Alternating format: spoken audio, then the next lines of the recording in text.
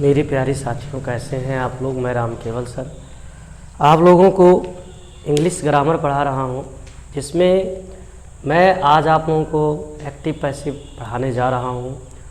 आप सभी लोगों से रिक्वेस्ट है, निवेदन है कि वीडियो को शुरू से स्टार्ट करें और अंत तक देखते जाएं। कोई चीज़ समझ में ना आए तो वीडियो बैक कर दें, स्टॉप कर दें, फिर वापस आएँ, फिर शुरू से फिर लॉस्ट तक देखते जाएं। फिर आप लोगों को ये बहुत आसान लगेगा, बहुत अच्छा लगेगा इंग्लिश। और ये एक्टिव वॉइस से पैसिव वॉइस पढ़ाना है। कक्षा 10 की परीक्षा में, चाहे सीबीएसई बोर्ड हो, चाहे बिहार बोर्ड हो, चाहे यूपी बोर्ड हो, सब में ये 2 नंबर का क्वेश्चन पूछा जाता है। और कक्षा 12वीं में भी, इंटरमीडिएट में भी ये पूछा जाता है। एक क्वेश्चन 2 नंबर का, और इंटरमीडिएट में ये ट्रांसफॉर्मेशन के अंतर्गत आता है। वाक्य का रूपांतरण, मतलब वाक्य का रूपांतरण इस प्रकार से करते हैं कि अर्थ ना बदले लेकिन वाक्य बदल जाए। एक चीज़ और कि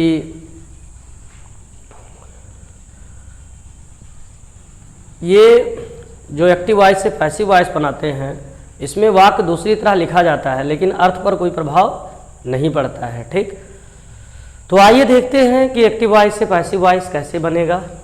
अगर आप नए हैं, मेरे चैनल को सब्सक्राइब नहीं किया है तो सब्सक्राइब जरूर करें। देखते हैं एक्टिव वॉइस से पैसिव वॉइस बनाना है। हाँ, इसको कक्षा 6 से लेकर के 12 तक के बच्चे पढ़ सकते हैं, इससे ऊपर वाले भी। और अगर कोई विद्यार्थी कॉम्पिटिटिव एग्जाम की तैयारी कर रहा है तो उसके लिए भी ये यूजफुल है। चलिए आइए देखते हैं एक्टिव वॉइस क्या है। क्रिया द्वारा कर्ता को प्रधानता दी जाती है। तो सबसे पहले हमें कर्ता क्या है, जिसको हम लोग इंग्लिश में सब्जेक्ट बोलते हैं।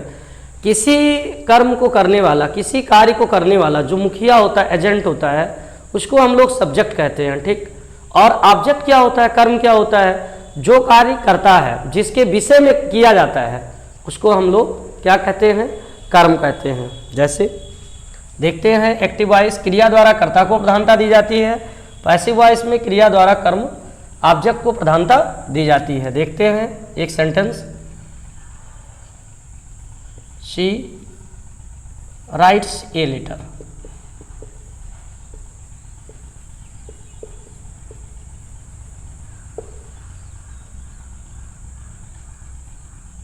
She writes a letter, a active में है, ये एक्टिव वॉइस में है। अगर हम इसका पैसिव बनाएंगे तो ये बनेगा पैसिव।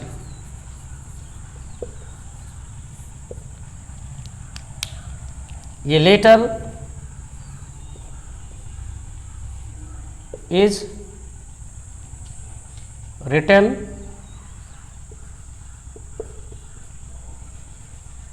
Bye her. तो हम लोग क्या देखते हैं इसमें, ये वह एक पत्र लिखती है। सी राइट से लेटर, वह एक पत्र लिखती है, और नीचे वाले का अर्थ होगा ये letter is written by her, एक पत्र उसके द्वारा लिखा जाता है। तो दोनों में डिफरेंसेस क्या है, इसमें जो लिख रहा है उसको सब्जेक्ट प्रधानता दी गई है क्रिया द्वारा, और इसमें जिसके विषय में कार्य क्या कर रहा है, भाई पत्र के विषय में काम हो रहा है ना, तो उसको ऑब्जेक्ट कहते हैं। अब दोनों सेंटेंस को देखें हम लोग, तो हम लोगों ने क्या किया है, जो इसका सब्जेक्ट था, इस सेंटेंस में ये सब्जेक्ट है और ये ऑब्जेक्ट है, भाई इसके विषय में काम हो रहा है। लेकिन इसमें क्या किया गया, इसको सब्जेक्ट बनाया गया, और इसको क्या बनाया गया, ऑब्जेक्ट। ठीक, और इसमें क्या था, मेन वर्ब केवल था, हेल्पिंग वर्ब लगाया गया। ठीक, तो क्या करते हैं, मुख्य नियम, कुछ नियम देखते हैं। मुख्य नियम,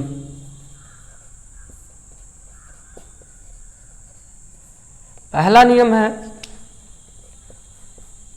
कि सब्जेक्ट को क्या बनाते हैं, सब्जेक्ट को ऑब्जेक्ट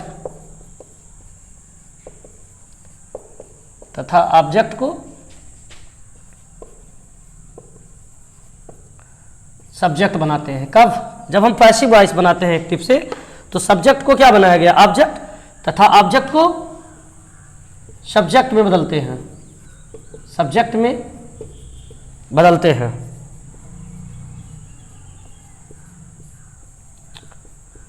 दूसरा पॉइंट क्या करते हैं, टेंस के अनुसार उचित हेल्पिंग वर्ब लगाते हैं। टेंस के अनुसार उचित हेल्पिंग वर्ब लगाते हैं। हेल्पिंग वर्ब लगाते हैं।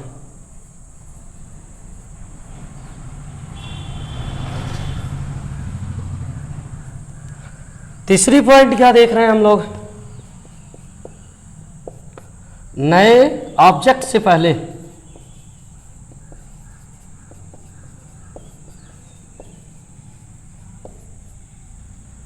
बाई लगा है। देख लो यहां ध्यान से देखो, बाई है ना, बाई लगाते हैं।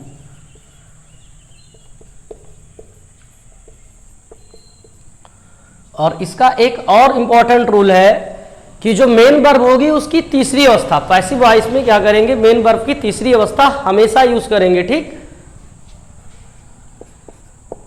पैसिव वॉइस में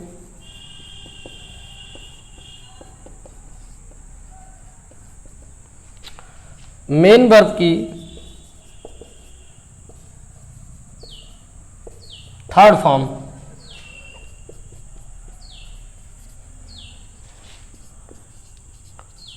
का प्रयोग करते हैं।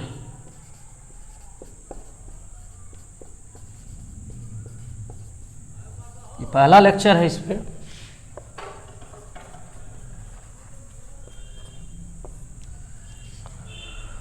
तो सब्जेक्ट को ऑब्जेक्ट बदलते हैं। देख लीजिए यहां सब्जेक्ट सी है, यहां ऑब्जेक्ट हर है, इसका रूप ही बदला है, क्योंकि जो पर्सनल प्रोनाउंस होते हैं उनका सब्जेक्टिव केस और ऑब्जेक्टिव केस अलग अलग होता है। इसके बाद में हम लोग देखेंगे। उसके बाद यहां देखो कोई हेल्पिंग वर्ब नहीं है, यहां इज लगाया गया है, तो टेंस के अनुसार उचित हेल्पिंग वर्ब लगाते हैं। उसके बाद में क्या करते हैं, फिर आगे देखते हैं हम लोग। ये देखिए राइट्स था और इसमें वर्ब का थर्ड फॉर्म लगाया गया। नए ऑब्जेक्ट से पहले क्या करते हैं, बाई का प्रयोग हम लोग करते हैं। ठीक, इसे नोट कर लीजिए, स्क्रीनशॉट ले लीजिए, फिर आगे बढ़ रहे हैं।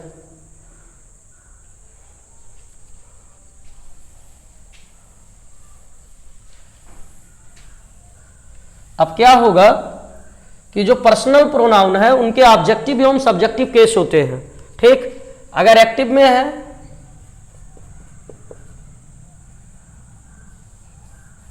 सब्जेक्टिव केस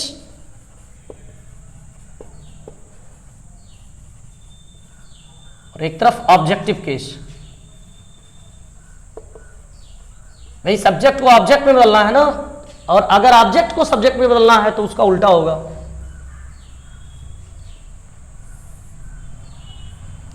जैसे आई है सब्जेक्टिव केस, आई का मी है ऑब्जेक्टिव केस, बी है सब्जेक्टिव केस, अस ऑब्जेक्टिव केस, दे का देम, ही का हिम, शी का हर,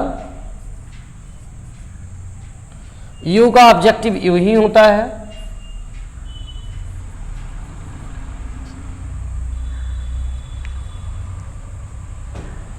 और आई हो गया, बी हो गया, दे हो गया, ही हो गया, शी हो गया, यू हो गया। तो अब अगर हमारा एक्टिव वॉइस है और सब्जेक्ट ये दिया है, इसको ऑब्जेक्ट बदलना है तो ये बदलेंगे, लेकिन अगर ऑब्जेक्ट में ये दिया है सब्जेक्ट बदलना है तो इसमें बदल लेंगे। इसको आप लोग अच्छे से लर्न कर लेना, इसे नोट कर लीजिए, फिर आगे बढ़ेंगे।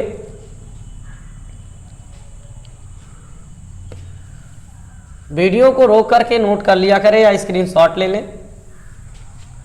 चलिए, तो हम लोगों ने क्या देखा कि एक्टिव वॉइस से पैसिव वॉइस बदलते समय सब्जेक्ट को ऑब्जेक्ट, ऑब्जेक्ट को सब्जेक्ट में बदलेंगे।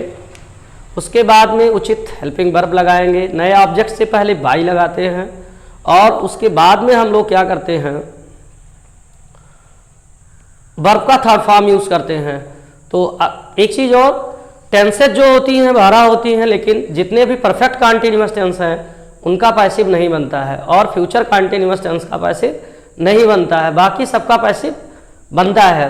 और एक चीज और, जिसमें कर्म नहीं होता है, ठीक, इंट्रांसिटिव वर्ब अगर है, अकर्मक क्रिया है, तो उसका भी पैसिव नहीं बनेगा। तो आइए देखते हैं, हम लोग कुछ नियम्स फॉलो करेंगे। देखिए इधर एक्टिव वॉइस है,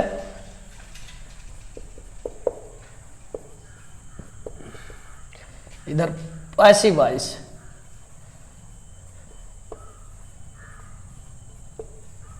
ठीक, एक्टिव वॉइस में जो चीज़ है वो पैसिव वॉइस में कैसे क्या होगा, ये चीज़ देखना है। अगर आपकी एक्टिव वॉइस में वर्ब का फर्स्ट फॉर्म है या वर्ब का फर्स्ट फॉर्म प्लस यस या ईएस है या डू या डज प्लस नॉट है, ठीक, प्लस वर्ब का फर्स्ट फॉर्म है, पैसिव में क्या होगा, इस सब के साथ जब पैसिव बनेगा तो is, am, are plus verb का थर्ड फॉर्म लगेगा,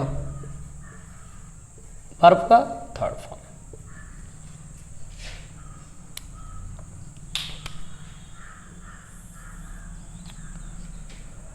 अगर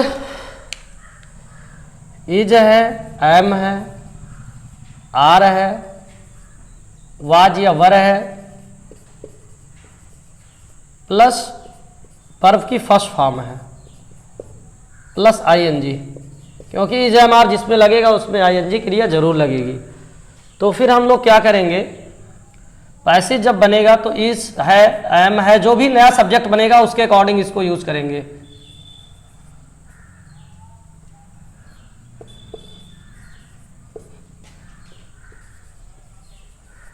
प्लस आईएनजी फॉर्म, वर्ब का थर्ड फॉर्म इसमें सब रहेगा टोटल, चाहे जो भी हो इसमें मेन वर्ब का थर्ड फॉर्म रहेगा, प्लस इसमें बेइंग जुड़ जाएगा। अगर आईएनजी है तो क्या जुड़ेगा, बेइंग जुड़ेगा। इज एम आर है, वाज वर है और वर्ब की फर्स्ट फॉर्म आईएनजी है तो वेइंग हो जाएगा। यदि हमारी हैज हैव हैड है, हैज हैव हैड है, ठीक, तो पैसिव बनाते समय हैज हैव हैड है प्लस वर्ब का थर्ड फॉर्म, तो पैसिव बनाते समय ये हैज रहेगा, हैव रहेगा, हैड रहेगा प्लस इसके साथ बीन जुड़ जाएगा, ठीक, प्लस बीन प्लस वर्ब का थर्ड फॉर्म, ठीक।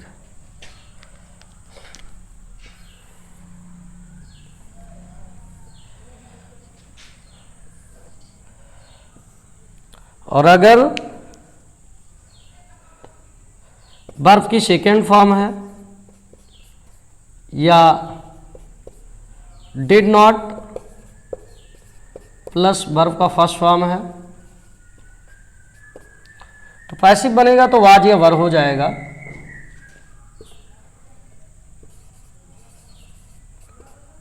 प्लस वर्ब की थर्ड फॉर्म,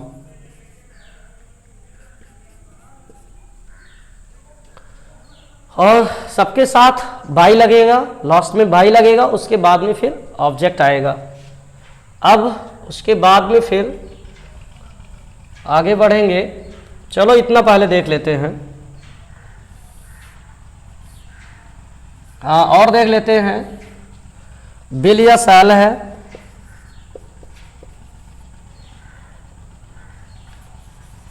बिल या सैल है और प्लस वर्ब की फर्स्ट फॉर्म है, तो इसका पैसिव बनेगा बिल या सैल के साथ बी जुड़ जाता है, बिल या shall plus be plus verb का थर्ड फॉर्म सब में लगेगा।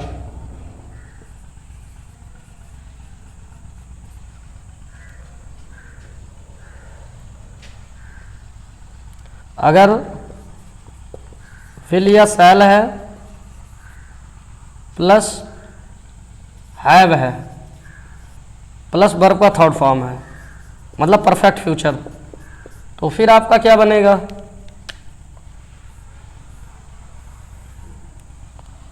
तो इसमें बीन जुड़ जाएगा, विल या shall plus have been.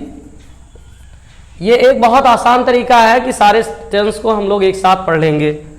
Will या shall plus have plus been plus verb का थर्ड फॉर्म। इस सब के बाद में बाई लगेगा।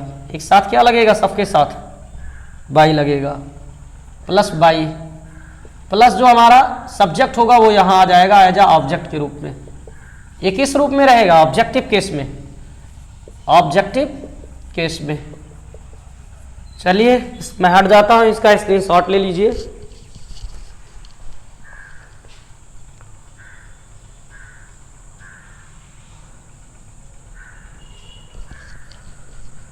चलिए अब हम लोग कुछ सेंटेंस को देखते हैं बनाने के लिए।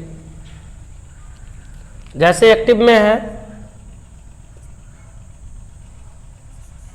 आई eat a mango.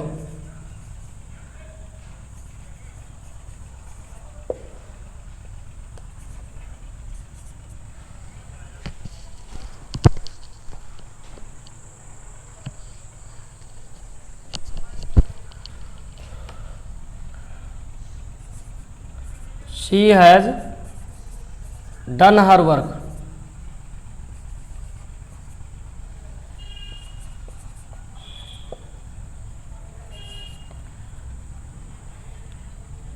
Rohit did not beat him. जगह कम है, देख लेते हैं। beat him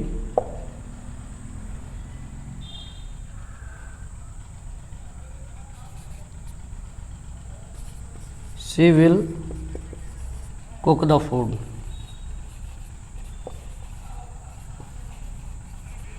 चलो इन चारों सेंटेंस का हम लोग पैसिव बनाते हैं।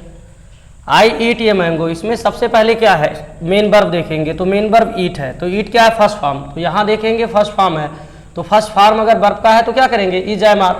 और वर्ब का थर्ड फॉर्म, लेकिन क्या करेंगे? इससे पहले हमने क्या पढ़ा कि सब्जेक्ट को ऑब्जेक्ट और ऑब्जेक्ट को क्या करेंगे? सब्जेक्ट। तो इसमें ऑब्जेक्ट क्या है? ये मैंगो में ऑब्जेक्ट क्या है हमारा? ये मैंगो। अब यहां ध्यान से देखिए, इज एम आर लगेगा तो ये मैंगो अकेले है तो इज लगेगा। उसके बाद में वर्ब का थर्ड फॉर्म, तो ईट का थर्ड फॉर्म ईटन। उसके बाद क्या देख रहे हैं? बाई, फिर बाई हो जाएगा। बाई के बाद में फिर आई, तो आई का ऑब्जेक्ट क्या होगा? अभी अभी बताया गया मी। फिर सी हैज डन हर वर्क, इसमें देखते हैं क्या हैज, हमने क्या बताया? Has have had plus verb का थर्ड फॉर्म है, तो इसके साथ बीन जुड़ जाएगा ना। लेकिन सबसे पहले ऑब्जेक्ट हर वर्क, तो पैसिव क्या बनेगा? Her work. Her work. उसके बाद हैज लगेगा, हैज के साथ क्या जुड़ेगा? बीन। फिर डन वर्ब का थर्ड फॉर्म इसमें भी है, वर्ब का थर्ड फॉर्म इसमें भी है, कोई चेंज नहीं। फिर बाई, सी का ऑब्जेक्ट हर, ये बन गया। Rohit did not beat him, अब डिड नॉट कहा है इसमें? ये, तो वाज अवर हो जाएगा वर्ब का थर्ड फॉर्म, लेकिन ऑब्जेक्ट क्या है? हिम। अब हिम को सब्जेक्ट बनाना है तो क्या बनेगा? ही। तो ही वाज, अब वाज या वर के बाद अगर नॉट है तो नॉट लगाएंगे, वाज नॉट। क्रिया की थर्ड फॉर्म, बीट का बीटन। थर्ड फॉर्म के बाद क्या है? बाई। सब्जेक्ट क्या है? हाँ, किसी का नेम है तो उसमें कोई चेंजिंग नहीं होगा, रोहित। अब एक वाक्य आप लोगों के लिए होमवर्क है, इसे करेंगे स्वयं। मेरे प्यारे साथियों, मेरा वीडियो कैसा लगा कमेंट बॉक्स में ज़रूर बताना। पसंद आया हो तो लाइक व सब्सक्राइब करना तथा अन्य ग्रुप में भी शेयर कर देना।